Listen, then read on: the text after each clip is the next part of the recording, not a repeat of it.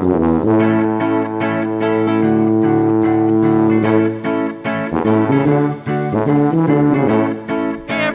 and welcome to another episode of the Double Stuff Podcast, where we're double the hosts, double the topics, and double the fun. I'm Charity. I'm Sarah. And I'm Alan. And today we have a pretty fun topic. We're going to talk about the Old West. Wah, wah, wah. Wah, wah, wah. Perfect. That's the best we can do. Go YouTube the song if you want to hear the real tune from The Good, the Bad, and the Ugly. But anyway, talking about the Old West. So this is stories that I've heard from different people who have traveled actually within the U.S. and overseas. When they tell people we're from Kansas, they think that, you know, if anyone lives in Wichita, you know Cowtown, or like Little House on the Prairie. They think we still live like in that area, and I'm like, no, Wichita is a pretty decent city. Like, no, we're not New York City, we're not LA or whatever. But I'm like, we're not in the Old West. There's not tumbleweeds, you know, going down Broadway. Like we have an actual city. I mean, there's still some cow ranching in the Flint Hills. Yes, and there's still some horses, but not all. It's not all Old West. It's not like when I have to go to work, I have to get out get my trusty steed out of the and garage. the stagecoach. Right. Yeah, I mean, my car has horsepower, but not like that. Right? That's right. Yeah, so I just found that really interesting because I read an article and there was a couple. I think they're from Australia or Ireland. It was something, and they came and visited Wichita for whatever reason. They came and visited here, and they were so surprised. Poo-pooing on Wichita. No, I'm just saying, like, I love Wichita. You came all the way. I mean, gosh, when we went to Ireland, that was what, 12 hours. Anyway, that's a long plane ride. That's a long journey just to get to Wichita for whatever reason. But they were surprised. It was like, oh, Wichita actually has stuff going on. Well, it'd be like for like Ireland, like what, you don't river dance? Yeah, you know, or you don't have a leprechaun that just gives you popsicle everywhere. You don't just drink Guinness every night, you know, that sort of thing. Yeah. Yeah. So anyway, that's just something that I don't know if have you guys experienced that in your travels of you tell people you're from Kansas, or they make the Wizard of Oz jokes. I mean, we've all heard that, I'm sure. Yeah, so if I'm not on my trusty steed, I just hop on the nearest tornado to get to work. Yeah. Or your broomstick, or why don't you just click your heels? You know, like, haven't heard that for the past 16 years. Thank you. Right. No, and it goes, yes, I've heard, when I was in California, I heard that. But likewise in Kansas, everybody's like, thinks that Californians are super woke, progressive liberals, and I'm like, I don't know what part of California you're. I mean, maybe like in the heart of LA or San Francisco. That, and they think like every corner is a beach. And everybody's a surfer. Oh, and I had that too when I went to California. I just assumed. I mean, you see, movies and television shows that you just go into the Pacific Ocean and it's perfect. The Pacific Ocean is like 50 degrees. It is freezing all the time. You know, it's got to be a super hot day to just run into the Pacific Ocean. Well, I think that's the thing. Yeah, like Hollywood and society, like they've given, it's essentially like a stereotype, because it's like, when we enter the city limits, everything turns sepia. And these canyons grow out of the ground, and we see John Wayne clip-clopping along, So it's like, because of that is what they expect, even though it's an old film, or we haven't really had a legit Old West for at least 120 or however many long years. I don't know when the last cattle drive came through Wichita. I think there was a book and a movie called The Last Cattle Drive that came up from like Oklahoma through Wichita up to Kansas City. Yeah. I remember reading it and thinking it was really good. I mean, we still sort of kind of have that, like when they have those cattle auctions. Yeah. So it's like a 2.0 version. Oh yeah. of that. Now I will say, like, the further west that you going in Kansas, it is a lot more of that kind of rural, that's true, yes. Kind of everybody, smaller towns, Which is perfectly fine. Like, we're not dogging on small town and stuff. Not but like, all. But they think the whole Midwest is not, an episode of Gunsmoke. Yeah, not anymore. But my sister. Although I don't know why I'm introducing concealed carry is up. That's There's true. a lot of people walking around with guns. Yeah, but see, if you're gonna do it, you gotta do it all the way. You gotta have like the spurs and the chaps and the 6-shooter. Well, Sarah and I were talking yesterday. I had shared an old Facebook status about the worst job in the Old West would be the owner of a saloon. Because you always have the epic gunfight and the people are throwing people over the bar, or you have the bad guy coming in like, watch me shoot, and he's like, bam, bam, bam, shoots all the whiskey bottles off the wall. That's a lot of profit the guy lost, and there's always a mirror. The saloon owner has a big mirror behind the bar, and some guy gets thrown into that or whatever, or and they start hitting each other with the chairs break, they throw them on the tables break, throw them out the window, or how many times, I mean, and my dad watches a lot of westerns. He likes, Randolph Scott and Jimmy Stewart and John Wayne and James Arness, Matt Dillon, that whole thing. He likes watching those, and so in watching those old TV shows and movies, a lot of scenes take place in the bar. How many times have you seen a guy come in and, leave the bottle? He drinks a whole bottle of whiskey, doesn't pay for it, or he takes a drink. Or it's like, it's all in the house, boys. Yeah, he doesn't really leave a coin or whatever. I'm like, is this guy making money? And what about the poor bar that they rip up in every episode of Gunsmoke and Laramie and The Rifleman and Wagon Train or whatever, like all those episodes, that poor saloon owner. How is he making money? That's true. And how often does he have to rebuild for the next brawl? And he's always getting roughed up for information. Because he knows everything. He's the heart of the town. I'm like, that poor guy. That's one of the worst jobs, I think. That's it. I quit. That, or if he's insured, I hope the poor saloon owner is insured, because that's every show. If insurance even existed back in the wild west. One of my favorite things about the Old West episodes in both movies and TV shows is that when the bad guy dies, he gets shot in the stomach and he dies, whatever. The good guy immediately too. The good guy gets shot in the shoulder only, or maybe in the leg, and he travels the full desert and is still able with one hand and one leg take down the bad guy or whatever. And then at the end, he's got like a little sling, like, oh, I got hurt. I'm like, how many times in this series have you gotten shot in the shoulder? Laramie is famous for that, with Robert Fuller and John Smith. They always get shot in the shoulder. All, 4 seasons that show went on? So they got shot at least one episode. That's a lot of scar tissue. Yeah, and it's always the same shoulder. So I'm like, good thing you're right-handed, because, I'm like, that's true. You always get shot in the shoulder. How convenient for you that your bad guy has perfect aim to shoot you in a place where it doesn't really matter. And then the other funny thing, that there's a comedian I like to listen to. His name is Dave Allen. He was an Irish comedian, but he said he used to grow up watching a lot of those American Westerns. And he was talking about the thing that always bugged him was that the good guy, because the good guy usually wore white, like a Roy Rogers type, and the bad guy wore black, had the scruffy beard, mustache. So whenever it'd be a fight, he was like, no matter how bad the fight was, the white hat never the hat never fell off the guy, the good guy. He was like, he could punch him and flip him over, hat perfect, still white, no stains, just stays on his head. He said, I used to bug the mess out of him. Like, why won't you get dirty? And the wardrobe too. I always felt bad for the women, because they're like under like 50 pounds of fabric. Like the saloon girls or just regular. I think it's just pioneer women. Pioneer women. I'm like, good grief. Yeah, if you watch like Little House on the Prairie, you see like the men in the field, they're shirtless with just like trousers on, and then the ladies are coming out with lemonade and like full church gear. And they have the bonnet on, which is soaked with sweat, I'll bet, Yeah, and I kind of wonder, because, again, how kind of like... makeup stay on, Yeah, that's true. And since those shows were made in the 70s, y'all look like Farrah Fawcett in the the Big Valley with almost Barbara Streisand. Barbara Stanwyck. Wrong Barbara.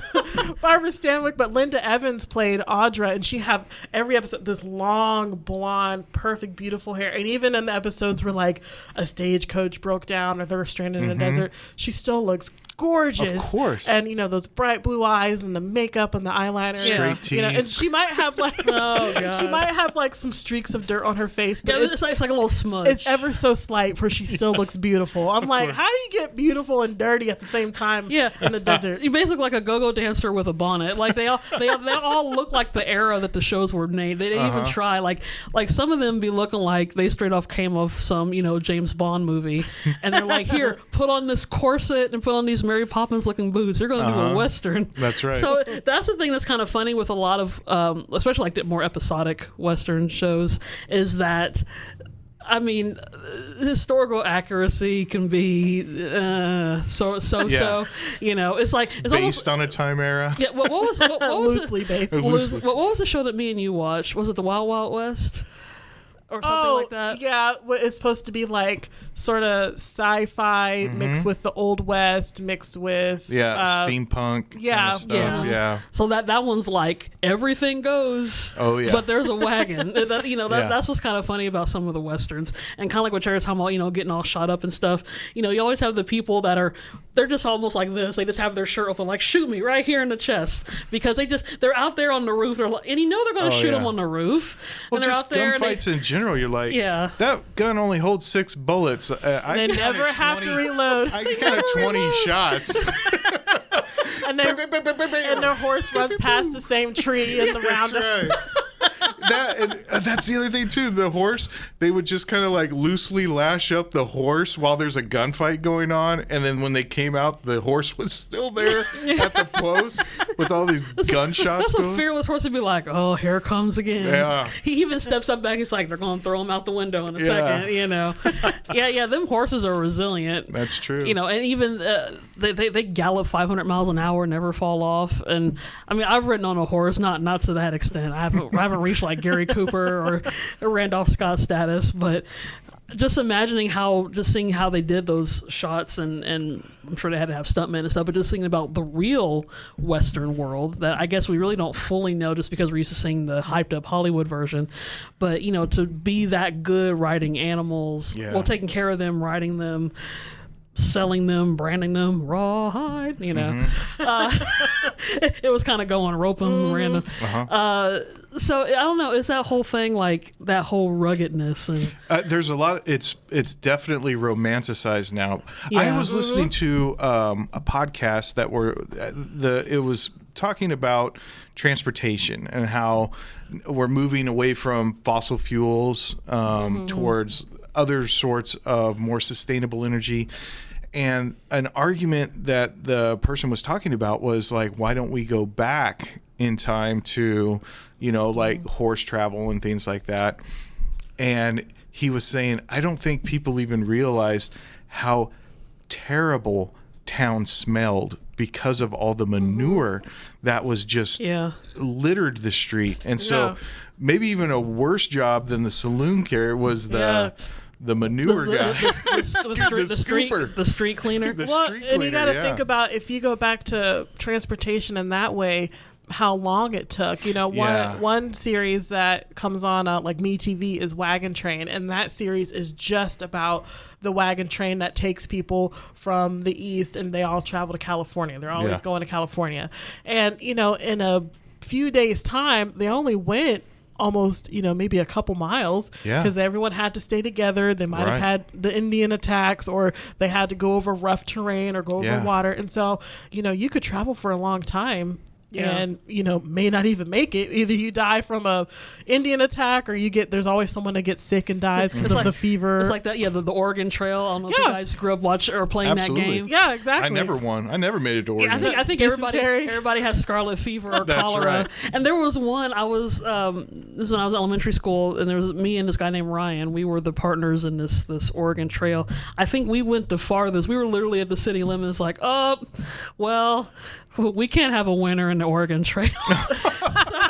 So the game was rigged. So it was like, oh, we're almost there. Oh, you both die of cholera. I was like, this, how old was I? About 7, 8 years old. I was like, even at that age, I was like, this is stupid. Yeah. And we played a game about 5 or 6 times, and the fact that we made it that far, and we were like, oh, freedom.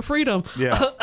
You know, and then apparently in our computerized ways, we all kill over. I'm like, this is... So it's almost like a game like that, you're not destined to win, even when you're right there. Sure. You know, so even like with games, and I'm sure there's other games out there. It's just the Oregon Trail somehow has become this cult classic in modern culture within the past, 20, 25 years, however long that game has been around. And it's kind of had a weird resurgence, probably because of the nostalgia that's been going on. I think it's just that romantic idea. And also, you like think about people that were in that time period. You just assume that they would know what to do. If we were to all of a sudden be No. 5 days out of the city, and goodness, no. we got to find water. What would we be able to do? I'm not that resourceful. Yeah. I'd be like, is there a Walmart? Is there a Walmart nearby? Where's the Quick Trip? Where's the Quick Trip? Yeah, that's right. Alan, quit drinking out of that puddle. I'm so thirsty. They were like, drat. Now he's got dysentery. Yeah. Good job, Alan. My tummy hurts. What do I do? You know what is kind of interesting, like with the other Western things, that some of them are good, but some always crack me up, or like those death scenes, kind of like time I'm getting all shot up, and they're like, "Speak to me, Father, speak to me." And it's like, oh, I got one more. The secret map where I hid the bank robbery money is. No, Father, no. And then you have to go on that quest to go on this whole trip. Yeah. But it's always the same, or at least you have the typical one where you have the bad guy, or at least the shady guy. He might be in the wrong side of the crowd. He decides to go good at the last minute, but he still dies because he gets shot. He gets his time to redeem. He's like, well, I guess it was for the best. Don't cry for me, honey. I was never good to start out with. And then he keels over. It's those, like, but those death scenes are always, super dramatic. Yeah. And then the whole getting shot thing, like, it's hard to say on a podcast, but all you gotta do is just close your eyes and imagine a Western when they're up on a roof or somewhere, you shoot them and they're like, and they get riddled and they do this like ballet turn and twist and then they fall. What's funny is that they land in the horse trough for a big splash. What's funny is that in those gunfights, though, there's always a hint of who's going to get shot next, because they're usually hiding behind a rock or hiding behind, a building or something. And then for some reason, one of the bad guys just stands out. Yeah, he stands up, and then the guy's like, "Oh, bang!" Yeah, I said, you might as well just unbutton your shirt, open your chest, and be like, "Here's my heart, shoot it right here." Why did you stand up? And then they do that, tumble off the roof. And then they're like, "Oh, it got me." Yeah, well, of course, dumb. Yeah, he got excited. Don't stand up in a gunfight. Do we do it now? Did somebody say start? I thought I heard somebody say start. Yeah. Well, and then you have the suspense. So I don't know, have you guys ever seen High Noon? Oh, yeah. The Gary Cooper. So we watched this for one of our media analysis class when I was in school, and I didn't realize, which makes perfect sense, is the movie is done in real time. Mm-hmm. So when you watch it, when the gunfight's supposed to happen at noon, if you were to look at your watch, when it happens, it's supposed to be exactly 12 noon, which is kind of cool. But you have to plan that accordingly. But, you got that suspenseful leading up to, you got that slow walk down the empty, the empty, dusty way, and that's the part we do see the tumbleweed go by, and then the saloon girl, his sweetheart, like, Rex, don't do it, Rex. That's the only name. That's the only name I thought. Rex. That's the only name that came to mind. It wasn't Eugene. Eugene the cowboy. He'd be shot. Like Eugene. I would say Eugene would probably be like the accountant, the little banker boy. Oh, he would be. He'd be the guy the bank. Yeah. Yeah. This disagreement, it doesn't add up. It doesn't add up. It's like, shut up and give me your money with the bags of of money. Yeah. I have always wanted to learn how to lasso. Yeah, because you see those competitions like the rodeo ones where they like little dance in between. They do. I don't know why I'm dancing because no one can see me. I can see you. Yeah, they do a little loop in between or whatever. I've always thought that was super cool. That's pretty cool. Yeah, and people that do it while riding a horse, like riding a horse is difficult enough. And then you do the rodeo where they like steer the.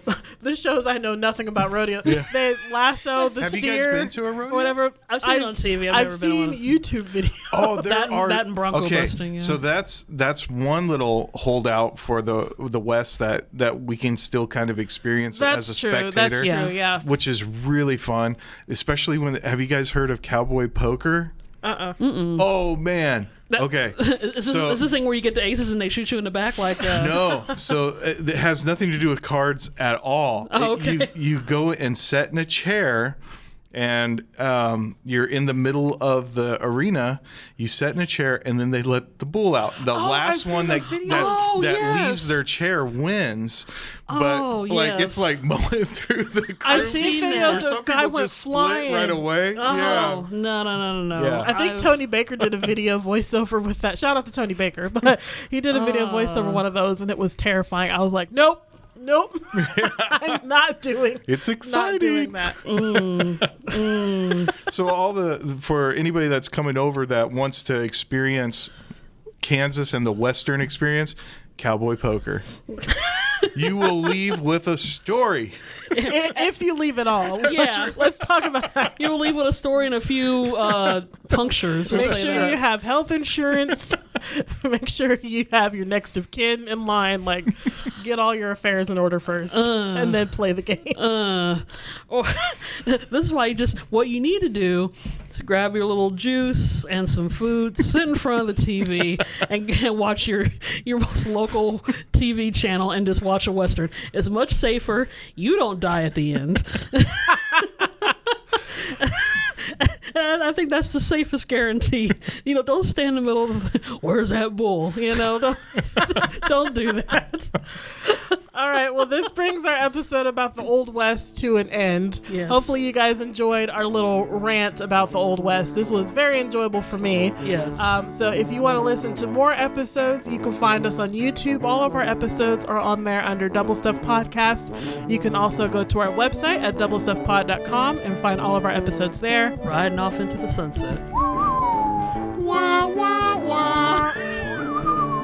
Wah, wah, wah. And cut. Oh my gosh, I can't believe we just did that.